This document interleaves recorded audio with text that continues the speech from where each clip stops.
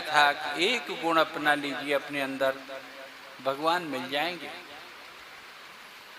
केवल गरुड़ भगवान ने, जो गरुड़ है पक्षीराज गरुड़, विनीता के पुत्र, कश्यप के पुत्र गरुड़, उन्होंने क्या किया?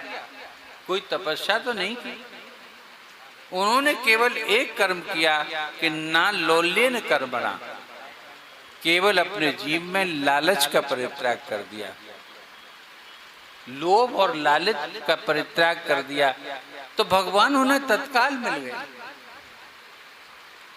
जब उन्होंने देवताओं से जीत लिया, अमृत का कलश इंद्र से छीन लिया, पराक्रम करके छीना था, और मां को मुक्त कराने के लिए वो कलश नागों को देना था, तो कोई और होता तो सबसे पहले 2 बूंद अपनी चोंच में उस अमृत के डालता और अपनी देह को अजर और अमर कर लेता, उसे कोई मार न पाता।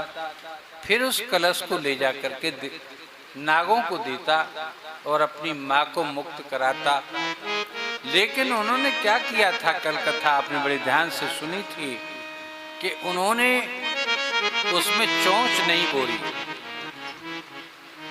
उसमें उन्होंने चोंच नहीं बोरी, कोई लालच नहीं दिखाया अमृत पीने का, और उसे चोंच से पकड़ा भी नहीं, जीत करके पंजों से पकड़ा, लबालब भरा हुआ था कंठ तक अमृत से।